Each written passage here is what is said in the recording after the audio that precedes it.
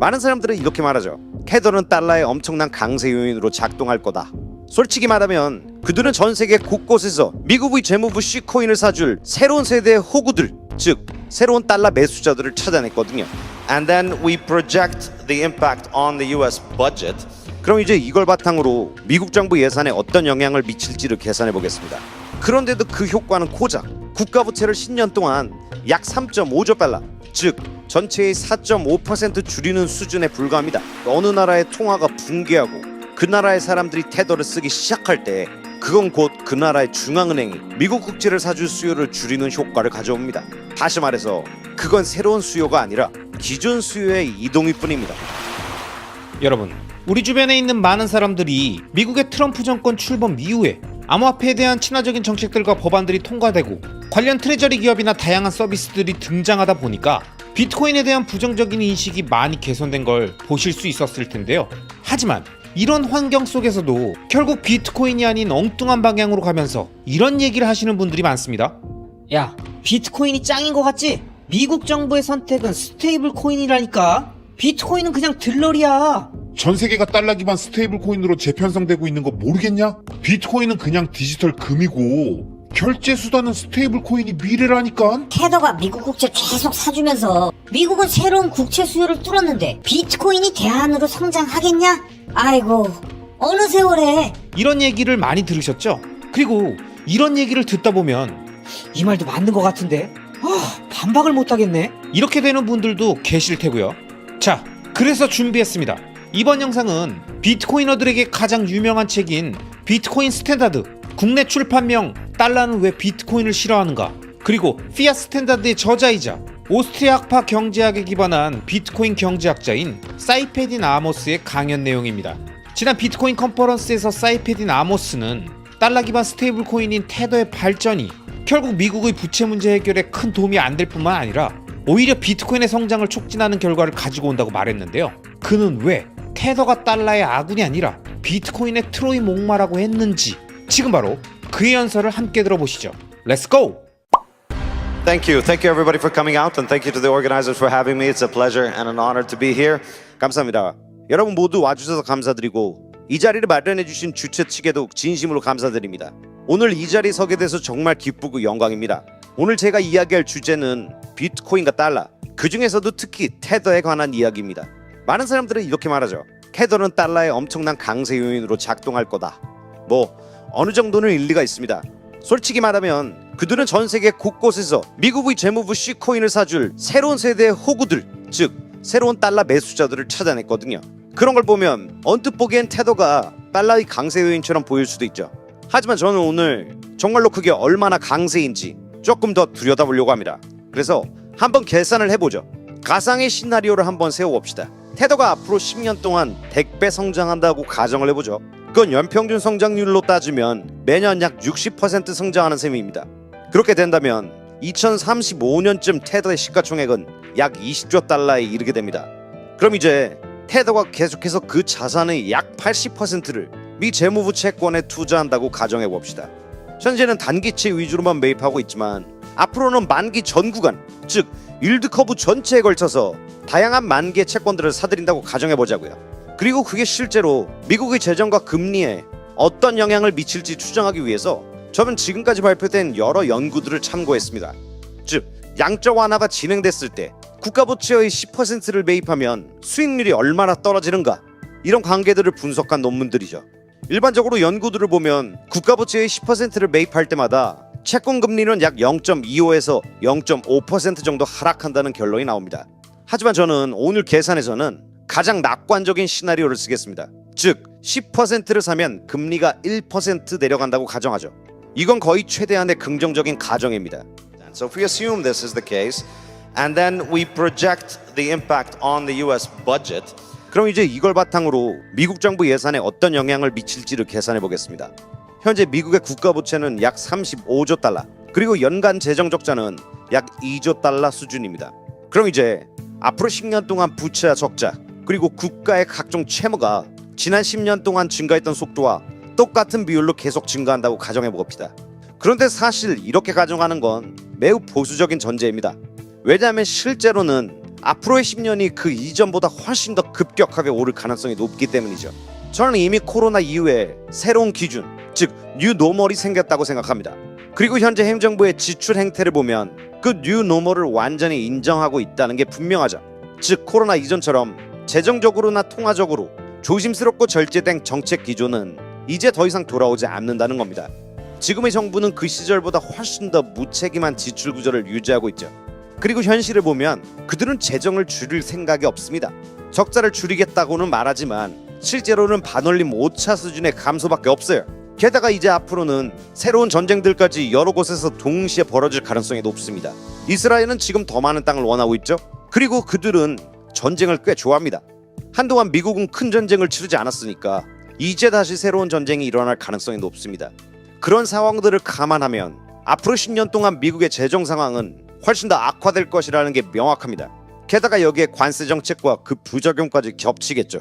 이제 이런 변수들을 모두 반영해서 시뮬레이션을 돌려보면 테더가 매년 60%씩 성장하면서 그 자금으로 미 재무부 채권을 사들인다고 가정했을 때 분명 채권 금리가 낮아지는 효과가 생깁니다. 이게 바로 테더가 미국 정부에게 실질적으로 도움을 주는 방식이죠. 즉 테더가 더 많은 국채를 살수록 수익률은 더 떨어지고 미국 정부는 더 낮은 이자로 더 많은 빚을 낼 수 있습니다. 그래서 이 가정들을 기반으로 10년 뒤를 예측해본 결과가 나옵니다. 그리고 그 결과는 제가 방금까지 말씀드렸던 것처럼 가능한 한 가장 낙관적인 가정들로 채워진 시나리오입니다. 그런데도 그 효과는 고작 국가부채를 10년 동안 약 3.5조 달러, 즉 전체의 4.5% 줄이는 수준에 불과합니다. 이게 바로 테더가 미국의 공공부채에 미칠 수 있는 가장 긍정적인 영향의 한계치입니다. 결론적으로 말씀드리면 리날든이 늘 말했던 것처럼 Nothing stops this train. 이 기차는 멈추지 않는다는 겁니다. 테더조차 이 흐름을 멈출 수 없습니다. 테더는 명목화폐 민주주의가 100년 동안 망쳐놓은 시스템을 고칠 수 없습니다. 지난 100년 동안 우리는 인플레이션의 시대, 부채의 시대, 그리고 끝없이 쌓여온 채무의 시대를 살아왔습니다. 그걸 이제 와서 전 세계의 새로운 호구들, 즉 달러를 떠안아줄 매수자들, 그 엄청난 숫자를 찾아서 해결하겠다고요? 그건 불가능합니다. 결국 또 하나 우리가 간과하고 있는 중요한 점이 있습니다. 테더에 대한 새로운 수요, 즉 지금 늘어나고 있는 수요의 상당 부분은 사실은 대체된 수요라는 겁니다. 이게 무슨 뜻이냐면 이건 완전히 새로 생긴 수요가 아니라 원래는 미 재무부 채권을 사야 했던 사람들이 이제는 그걸 포기하고 테더를 사는 경우가 많다는 거죠. 즉 어느 나라의 통화가 붕괴하고 그 나라의 사람들이 테더를 쓰기 시작할 때 그건 곧 그 나라의 중앙은행이 미국 국채를 사줄 수요를 줄이는 효과를 가져옵니다. 다시 말해서 그건 새로운 수요가 아니라 기존 수요의 이동일 뿐입니다. 설령 그게 전부 새로운 수요라고 가정하더라도 앞서 말한 대로 그중 80%가 미 재무부 채권으로 들어온다고 해도 결국 미국의 부채 상황에는 별다른 차이를 만들어내지 못합니다. 왜냐하면 재정 적자는 이미 엄청난 규모로 커져 있고 그 부채와 이자는 계속해서 늘어나고 있으며 이 흐름이 복지 지출이나 국방 예산에는 전혀 영향을 미치지 않기 때문이죠. 그 말은 곧 이 새로운 수요들이 달러 시스템 전체의 구조적인 문제를 해결하기엔 너무나 미미하다는 뜻입니다. 결국 피할 수 없는 결말은 다가옵니다. 디폴트, 평가절하, 아니면 평가절하를 통한 사실상의 디폴트, 이 세 가지는 결국 모두 같은 의미입니다. 즉 돈을 많이 빌려준 사람들은 결국 자신이 받을 거라고 믿었던 가치를 받지 못하게 될 것이라는 겁니다. 이게 제가 바라보기에 가장 현실적인 시나리오입니다. 물론 테더가 늘어나면 미국 정부의 재정 상태가 일시적으로는 조금 좋아질 수 있습니다. 하지만 그 영향은 결정적이지 않죠. 그렇다면 이제 질문은 이렇게 바뀝니다. 그럼 테더는 어떻게 될까? 테더의 준비요금이 점점 평가절하되고 아니면 채권 자체가 디폴트 위험에 노출된다면 그 결과가 테더에게 어떤 영향을 미치게 될까요? 여러분, 이번 영상에서 사이페딘 아모스는 결국 테더는 달러를 구원할 존재가 아니라 그냥 달러 체제의 연명장치에 불과하다고 말하고 있습니다. 테더가 매년 60%씩 성장해도 미국의 부채 구조엔 단 5% 남짓의 완화 효과밖에 못 주고 그마저도 이미 커질 대로 커진 재정 적자와 전쟁 비용, 멈출 줄 모르는 복지 지출 앞에선 아주 미세한 먼지 수준일 뿐이라고 말하는 거죠. 왜냐? 결국 사이페딘 아모스 역시 리날든이 늘 말했던 것처럼 이 기차는 멈추지 않는다. 이 망가진 달러 시스템은 절대 바뀌지 않는다. 결국 끝을 향해 간다. 이걸 강조하는 겁니다. 100년 넘게 지속된 명목화폐 민주주의의 결과 부채와 인플레이션이 쌓이고 쌓인 이 시스템은 이제 와서 아무리 테더를 퍼부어도 절대 고칠 수 없고 늘어나는 부채 증가 열차를 멈출 수 없다는 거죠. 사이페딘 아모스가 말하는 핵심은 단 하나입니다. 테더는 새로운 수요가 아니라 기존의 달러 수요가 옮겨간 것 뿐이고 본질적으로는 같은 게임판 위에 있는 또 하나의 말일 뿐이라는 거죠. 여러분, 비트코인 가격 빠지는 거 보고 있으니까 심장이 바운스 하십니까? 화끈하게 오를 줄 알고 잔뜩 기대하고 있었는데 쭉쭉 빠지니까 등에서 식은땀 나시나요? 그리고 이럴 땐 우리 주변에서 늘 이런 얘기를 하는 사람들이 나타나죠. 그러니까 잘 갖고 있던 주식은 왜 팔고 비트코인으로 갔어? 부동산 팔고 비트코인 산다는 얘기 나올 때부터 내가 이 꼴 날 줄 알았다. 꼭지에 처물릴 줄 알았다고. 리스펙 따라하다가 다들 아주 골로 가는구만. 골로 가. 야, 비트 몰빵이 정상이냐 이놈들아? 이런 얘기들이 넘쳐나죠. 그런데 여러분, 이런 얘기들이 계속 나오고 제 영상의 조회수가 쭉쭉 빠지고 악플과 비아냥이 쫙쫙 달리기 시작할 때 저는 왠지 모를 희열을 느낍니다. 아직도 기회가 많이 남았구나. 비트코인이 뭔지도 모르고 그냥 투자 수단이라고 생각하면서 들고 있었던 사람들이 아직도 많았구나, 이 생각이 드니까요. 솔직히 이런 시기엔 차분하게 밀려있던 비트코인 서적들 읽고 플로드 세팅도 한번 하고 UTXO 관리도 해주면서 알차게 보내면 좋으실 텐데요. 뭔가 그렇게까지는 안 된다, 좀 답답하다, 이런 분들이 계신다면요, 비트코이너들의 바이블인 비트코인 스탠다드의 저자 사이페딘 아모스가 말해주는 테더와 미국 부채 그리고 비트코인 이야기를 제 더빙 영상으로 재밌게 들어보시는 건 어떨까 싶습니다. 아마 흔들리던 마음들이 차분하게 가라앉고 비트코인의 미래가 선명하게 보일 테니까요. 혹시 아직 지난 1부 영상을 못 보신 분들은요, 우측 상단에 띄어져 있는 카드를 클릭해서 1부 영상을 먼저 보시고요, 나머지 분들은 지금 바로 2부 영상으로 가시죠. 렛츠고! 테더가 비트코인을 계속 사들이는 한 그건 매우 현명한 선택입니다. 그건 그들이 달러 가치 하락과 미국 국채 디폴트의 위험으로부터 스스로를 보호할 수 있는 유일한 방법이기 때문이죠. 대부분의 사람들이 안전자산이라고 부르는 그 국채야말로 사실은 테더에게 가장 큰 리스크입니다. 시간이 지나면 국채의 가격이 떨어지고 달러의 가치가 떨어질수록 테더가 들고 있는 비트코인의 가치는 계속 오르게 될 겁니다. 그래서 결국 테더는 달러와의 연동을 깨트릴 수 있는 겁니다. 게다가 테더는 사람들의 사고방식을 바꾸고 있습니다. 돈을 디지털 형태로 이해하게 만들고 프라이빗 키와 퍼블릭 주소로 관리하는 개념을 익히게 하죠. 그건 곧 비트코인을 이해하는 사고방식입니다. 결국 테더는 달러를 홍보하는 것이 아니라 사람들이 비트코인의 언어로 돈을 생각하도록 돕는 역할을 하고 있습니다.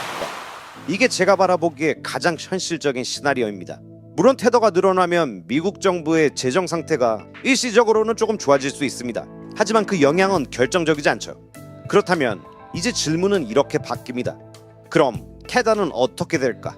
테더의 준비요금이 점점 평가절하되고 아니면 채권 자체가 디폴트 위험에 노출된다면 그 결과가 테더에게 어떤 영향을 미치게 될까요? So devaluation is not a big problem for Tether because 테더에게 평가절하, 이건 사실 큰 문제가 아닙니다. 왜냐하면 그들의 부채도 똑같이 평가절하되기 때문이죠. 달러 가치가 떨어지면 그들의 자산 가치도 떨어지고 그들의 부채 가치도 함께 떨어집니다. 결국 균형이 맞춰지는 거죠. 그래서 그건 큰 걱정거리가 아니에요. 하지만 진짜 위험은 따로 있습니다. 그건 바로 디폴트, 즉 채무 불이행입니다. 가령 이런 상황을 상상해 볼 수 있죠.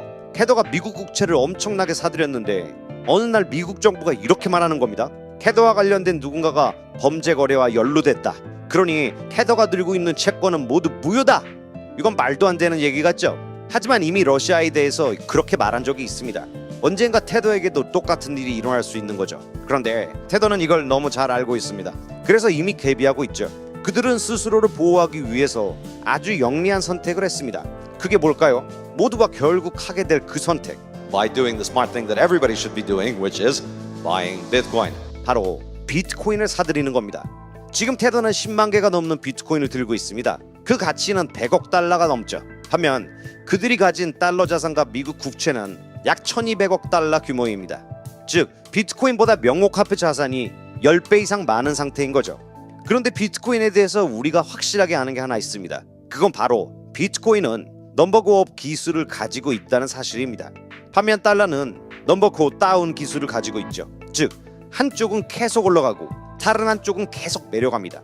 결국 올라가는 쪽이 내려가는 쪽을 추월할 수밖에 없죠. 그래서 디폴트든 평가절하든 혹은 두 가지가 동시에 일어나든 결국 테더가 보유한 비트코인 자산이 달러 자산을 넘어서는 순간이 올 겁니다. 그 과정이 어떻게 진행될지는 바를 수 있습니다. 하지만 테더가 비트코인을 계속 사들이는 한 그건 매우 현명한 선택입니다. 그건 그들이 달러 가치 하락과 미국 국채 디폴트의 위험으로부터 스스로를 보호할 수 있는 유일한 방법이기 때문이죠. 그들이 계속 그렇게 한다면 비트코인 보유 가치도 계속 오르게 될 겁니다. 그리고 결국엔 비트코인 자산이 달러 자산을 추월하게 되겠죠. 자, 이 시점이 되면 그동안 테더를 비난했던 사람들, 테더 관련 퍼드를 퍼뜨렸던 사람들이 늘 말하던 일이 실제로 벌어질 수 있습니다. 우리는 늘 이런 얘기를 들어왔죠. 테더는 결국 패그를 잃게 될 거야. 그리고 이번에는 정말로 그렇게 될 수 있습니다. 하지만 그 이유는 그들이 생각한 것과 다릅니다. 테더가 무너져서가 아니라 비트코인이 달러를 추월하기 때문이죠. 결국 테더의 진짜 위협은 비트코인이 아닙니다. 가장 위험한 건 미국 국채입니다. 대부분의 사람들이 안전자산이라고 부르는 그 국채야말로 사실은 테더에게 가장 큰 리스크입니다.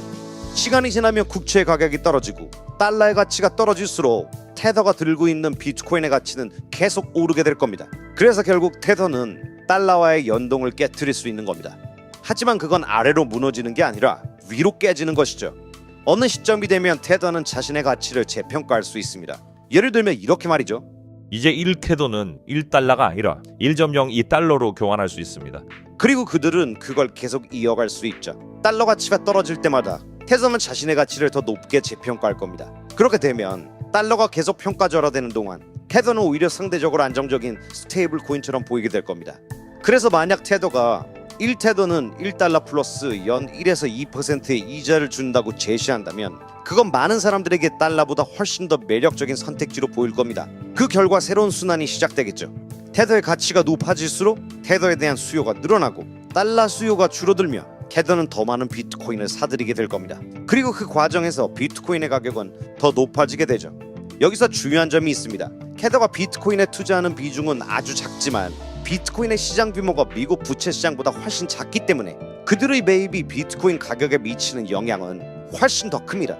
미국 정부의 총부채는 약 37조 달러인데 비트코인의 시총은 고작 2조 달러 수준입니다. 비트코인 시장은 매우 작습니다. 그래서 아주 작은 돈이 들어가도 채권 시장에 들어갈 때보다 훨씬 더 큰 상승을 만들어냅니다. 즉, 테더가 비트코인을 사들이면 비트코인의 가격이 오르고 비트코인의 가격이 오르면 테더가 보유한 자산의 가치도 함께 상승합니다. 그렇게 되면 테더는 자신들의 화폐 가치를 더 높게 재평가할 수 있게 되죠. 그리고 그 과정은 계속 이어집니다. 계속해서 위로, 위로, 또 위로. 그러다가 결국 이런 일이 벌어지게 되겠죠. 테더가 비트코인을 꾸준히 축적하게 되면 테더는 점점 달러에 묶인 스테이블 코인에서 벗어나서 비트코인으로 뒷받침되는 스테이블 코인으로 변하게 된다는 겁니다. 즉, 언젠가 테더는 스스로의 단위를 달러가 아닌 비트코인 기준으로 재표기하게 될 수 있습니다. 그때가 되면 테더는 단순한 스테이블 코인이 아니라 비트코인 확장을 위한 또 하나의 메커니즘이 되는 거죠. 여기서 핵심은 이겁니다. 테더가 달러 부채 시장을 떠받칠 수 있는 능력은 매우 제한적입니다. 그 이유는 간단하죠. 부채 시장은 너무 거대하고 세상은 이미 달러로 포화되어 있으니까요. 새로운 달러 수요를 만들어낼 여지는 거의 없습니다. 금융자산의 대다수는 이미 달러로 표기된 자산이기 때문이죠. On the other hand, the Bitcoin market is very small, and so small demand into Bitcoin will go up. 하지만 비트코인 시장은 다릅니다. 시장이 작기 때문에 조그마한 수요만 들어와도 가격이 오르고 시간이 지나면 그 가치는 달러 자산보다 훨씬 잘 유지될 가능성이 높습니다. 지금 우리가 보고 있는 현상은 사실 달러를 강화시키는 과정이 아닙니다. 저는 오히려 달러에서 벗어나는 전환 과정이라고 생각합니다. 테더는 일부 자산을 비트코인에 투자함으로써 전 세계 사람들에게 달러에 접근할 수 있는 수단을 제공하는 동시에 비트코인에도 접근할 수 있는 통로를 열어주었습니다. 게다가 테더는 사람들의 사고방식을 바꾸고 있습니다. 돈을 디지털 형태로 이해하게 만들고 프라이빗 키와 퍼블릭 주소로 관리하는 개념을 익히게 하죠. 그건 곧 비트코인을 이해하는 사고방식입니다. 결국 테더는 달러를 홍보하는 것이 아니라 사람들이 비트코인의 언어로 돈을 생각하도록 돕는 역할을 하고 있습니다. 결론적으로 말하면 미국 달러가 맞이할 수 있는 가장 낙관적인 시나리오조차 결국 전 세계의 호구들, 즉 미국 재무부의 C코인을 사줄 사람들을 찾아내는 일에 불과합니다. 하지만 그조차도 비트코인의 훨씬 더 강세 요인으로 작동합니다. 테더가 국채를 아무리 많이 사들여도 그건 달러보다 비트코인에 훨씬 더 긍정적인 영향을 미치게 되니까요. 왜냐하면 테더는 지금 계속해서 비트코인을 축적하고 있기 때문입니다. 그리고 그건 그들에게 있어서 달러의 평가절하나 국채 디폴트 위험으로부터 스스로를 지키는 가장 현명한 방법이기 때문이죠. 그래서 저는 테더가 달러를 강화시킬 수 있다고 생각하지 않습니다. 그건 달러의 운명을 바꿀 만큼 충분히 영향력을 가지지 못합니다. 오히려 그 반대죠. I think it's going to be more and more bullish for Bitcoin. 테더는 비트코인의 더 큰 강세 요인으로 작용할 겁니다. 오늘 제 얘기를 들어주셔서 감사합니다. Thank you very much.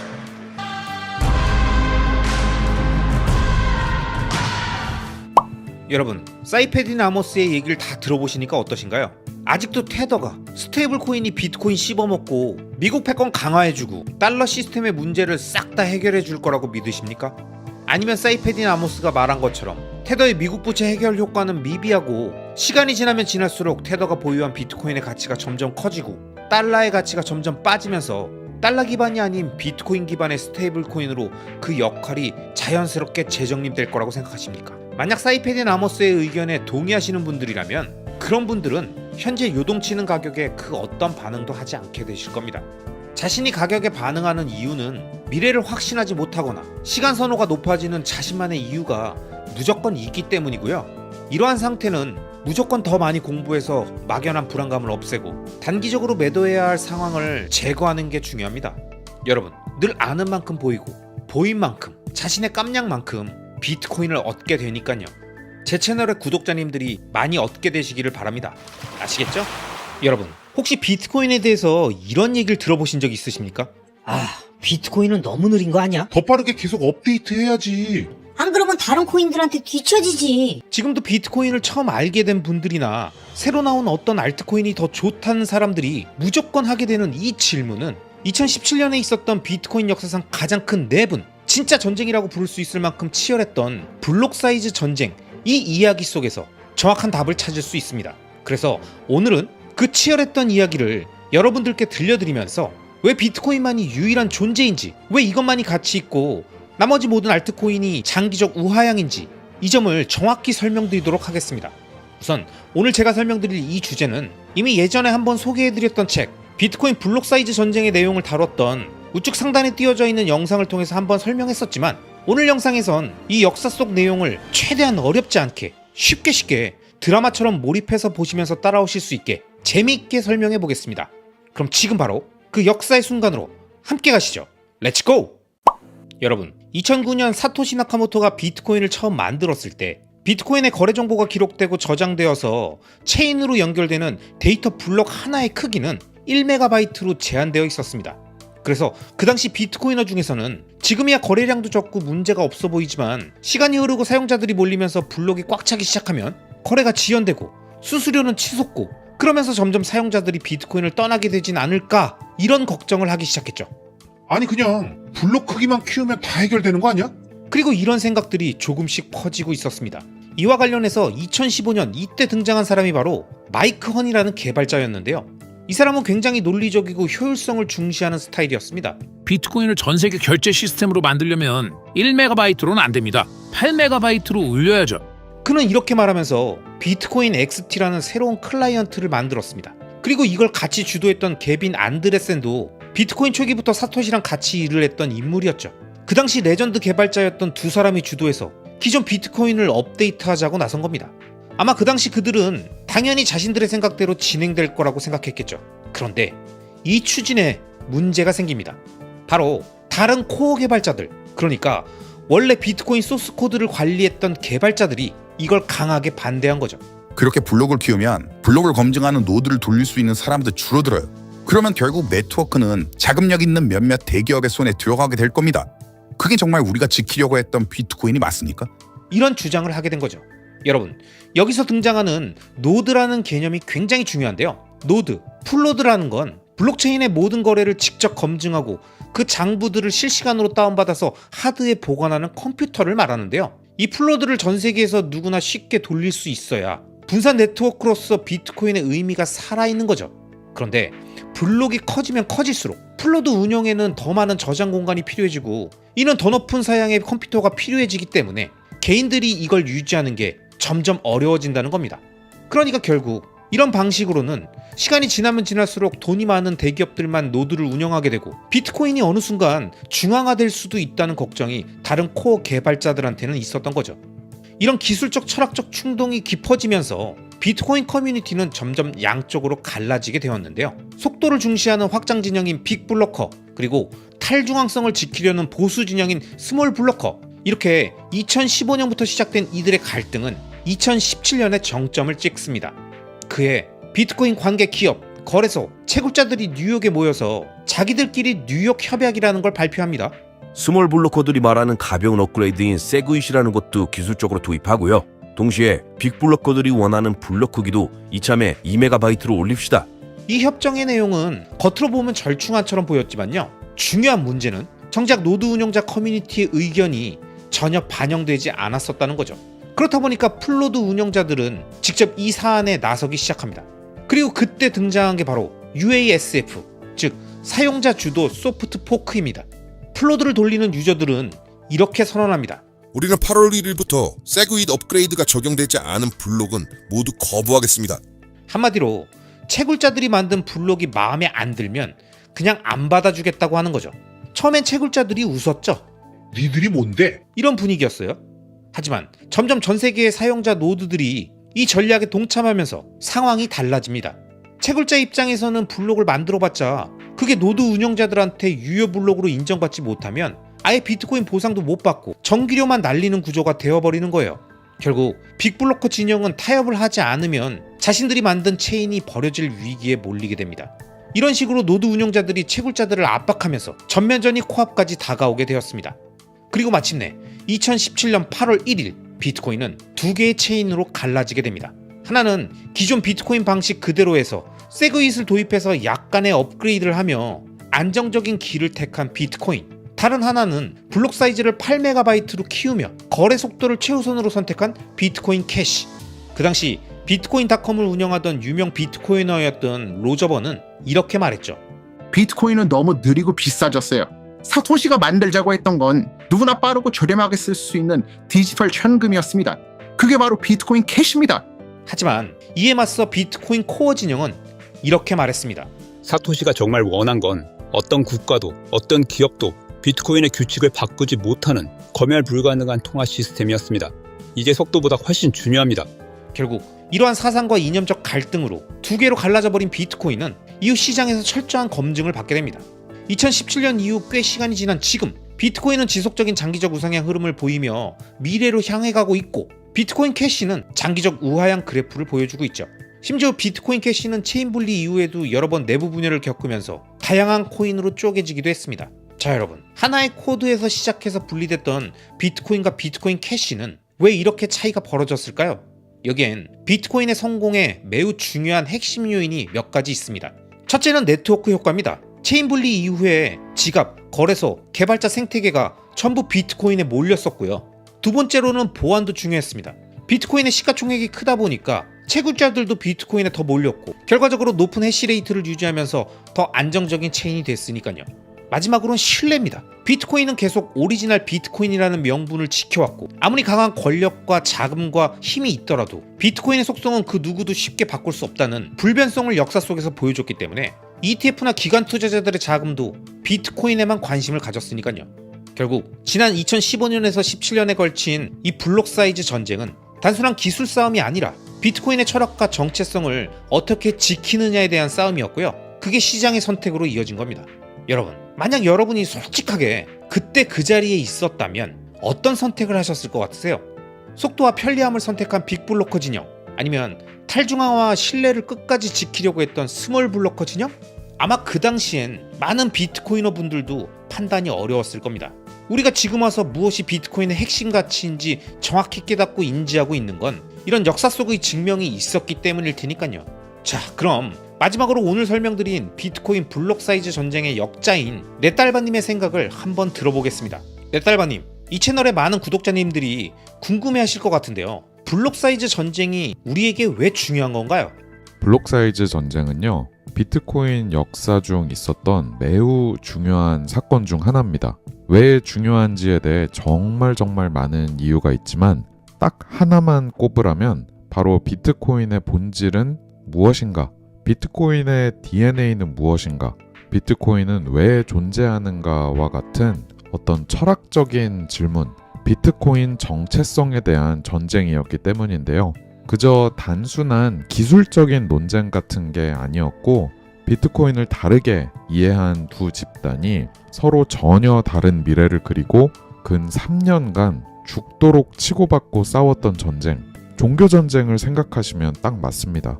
한쪽은 비트코인을 빠른 결제 수단이라고 생각해서 속도, 확장성 이런 거를 강조했고 다른 한쪽은 앞으로 수백 년간 인류 문명을 떠받칠 새로운 통화 네트워크로 봤기 때문에 검열 저항성, 탈중앙성 이런 거를 끝까지 지키려고 했는데 반복해서 말씀드리지만 이건 단순한 개발 방향과 같은 기술적인 논의가 아니라 비트코인의 존재 이유 자체를 두고 벌어진 싸움이었다는 점에서 단순한 갈등 이런 게 아니라 정말 내전 그 자체였습니다.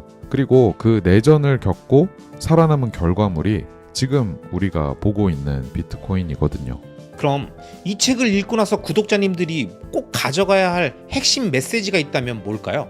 많은 사람들이 비트코인을 기술로만 보는데요. 속도는 느리고 기능은 제한적인 것 같고 딱히 발전은 없는 것 같고 근데 이 책을 읽다 보면 그랬던 생각이 완전히 달라지실 겁니다. 비트코인은 어떤 기술이라기보다는 사용자들의 합의의 산물이라는 걸 아시게 될 텐데요.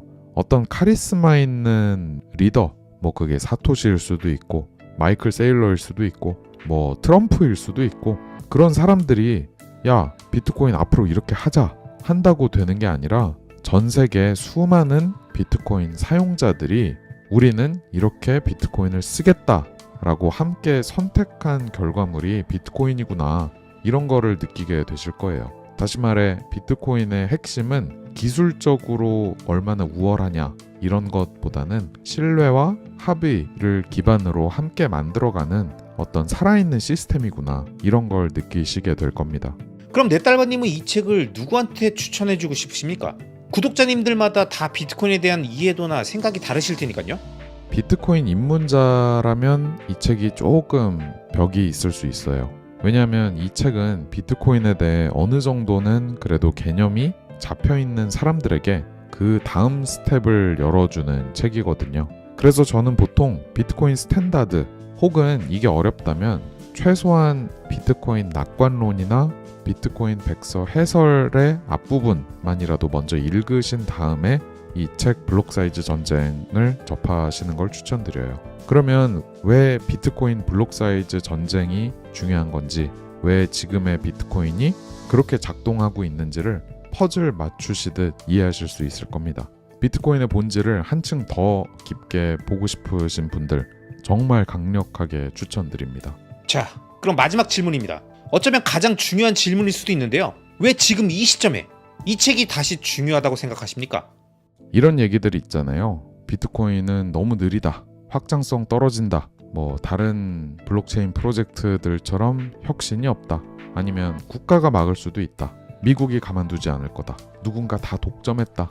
양자 컴퓨터에 뚫린다. 사실 이런 얘기들 지난 10수년간 다 나온 얘기고 시쳇말로 썩은 떡밥이고 특히 2015년부터 17년 사이 블록 사이즈 전쟁 중에 이미 다 나왔던 얘기거든요. 이때 이미 커뮤니티가 둘로 쪼개져서 정말 처절하게 싸웠고 그 모든 논리들을 치열하게 검증하면서 내린 결론이 지금 비트코인의 모습이거든요. 그것도 모르고 이 똑같은 얘기를 계속 반복하는 거는 정말 뒷북 치는 거라고밖에 할 수 없죠. 참고로 비트코인 세계에서는 이런 걸 유레카 놀이라고 부르는데 뭐 그런 거죠. 새로 비트코인에 입문한 뉴비가 자기 입장에서 뭔가 새로운 걸 발견한 거 마냥 유레카 외치면서 너네 이거 생각 못 해봤지? 나는 이거 발견했다? 이렇게 뒷북치는 거를 약간의 조롱과 함께 익살스럽게 표현하는 건데 혹시 비트코인에 대해 정말 잘 모르는 어떤 뉴스,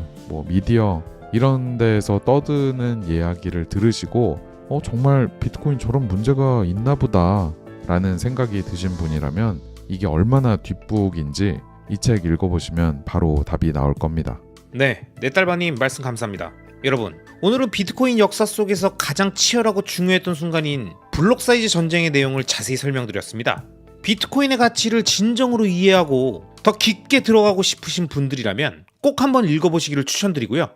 내 딸바님 채널에 가시면 관련 라이브 영상들도 있으니까요. 함께 참고해 보시길 바랍니다. 아시겠죠?